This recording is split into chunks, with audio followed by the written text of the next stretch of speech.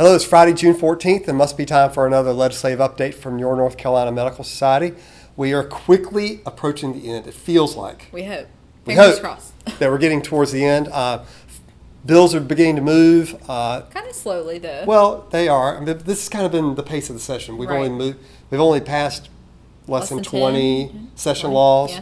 Yeah. But it kind of has that feel. The budget chairs are getting close, it feels like, to a decision on that. So we think maybe next week. So a lot of meetings behind closed doors this week. So I'm kind of relating to the slow rollout of these bills through committees. Right. And limited number of committees this week, too, compared to a regular week. Right. But even so, we've had some significant bills in healthcare move, which is part of the reason why we think it's kind of close to the end, because these are bills that would normally not move until around the budget time or around the very end. One of those was Medicaid transformation bill. This is another bill related to the upcoming transformation project or transformation implementation that starts, in November and then again in February with the pilot rollout first and then the statewide rollout in February.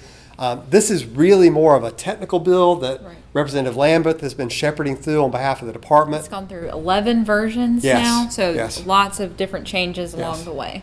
Yeah, but it really, the changes that have been made now are much more technical in nature than some of the other things that have been proposed along the way. Most of those have been removed, so that bill moved, and it's now going to the floor. Right. Also this week, the North Carolina Medical Board bill moved through completely through the House, so now that House version of that bill is sitting in the Senate, and we expect that the Senate will take up that version of the bill sometime next week, next couple of weeks at least. Yeah, we hope this really gets done this session and doesn't carry over until the short session, because it doesn't seem to be controversial whenever it goes to committee. It's just a matter of the fact that it's a huge bill. A lot of changes, restructure changes. And a few changes we pointed out in the Finance Committee last week, but no changes were made in rules or on the floor. So that's right. So for a full review of that, to kind of see all the technical aspects of that bill, Sue Ann's done a really nice summary online. That's something that is probably better to digest where you're reading it instead of us kind of telling you all those different facets. And then the third bill that moved this week that was really watched is Senate Bill 361. This is the bill we've talked to you about before that is called the Healthcare Expansion Act. 2019. For 2019, that's right. And the key thing in there, the thing that's most controversial in there is the CON changes. And the certificate of need changes that are made in there are really more around the edges. This is not the sweeping repeal CON that was originally proposed in this bill. That's right. But it does make some changes around the process, around the timing. It says that if you get a new CON and you haven't built it in 2 years, it reverts back. So there are some significant things there that people are watching. A lot of anxiety on both sides. One of the most controversial topics in there is the expansion or the elimination of CON for ambulatory surgical centers and dialysis centers, that they would be removed from the CON process completely. But that appears to be moving on through the Senate. We don't know how likely that is to move at all through the House, but there are similar provisions from this also in the budget. So this is being discussed in some of those quiet conversations that Sue Ann was talking about a second ago. So it'll be interesting to see if we do more than just talk about CON this year, but actually make some changes. Some changes, but like I said, not full repeal. And the Senate seems very committed to doing something. Yes. They've been talking about this for many years, and I think there's some pent-up frustration where folks really want to see some action occur here. Right.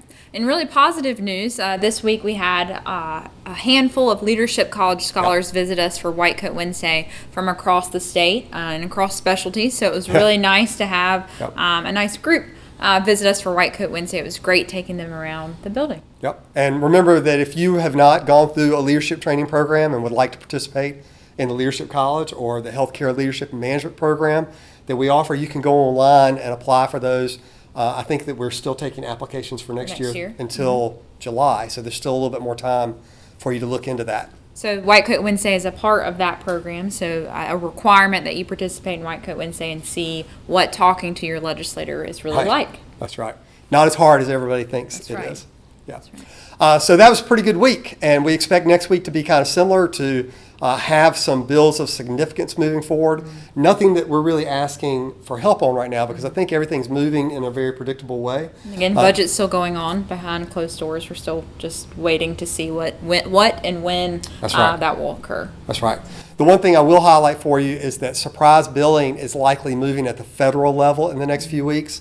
So the next action alert I would expect that you would see from us is not related to the North Carolina legislature, but is instead related to Congress. There are bills related to surprise billing in both the Senate and the House up in Washington. And as soon as we get a better idea of where we need to target those messages, we'll be sending an action alert out for you. So be on the lookout for that, and we look forward to giving you another update next week. Have a good one.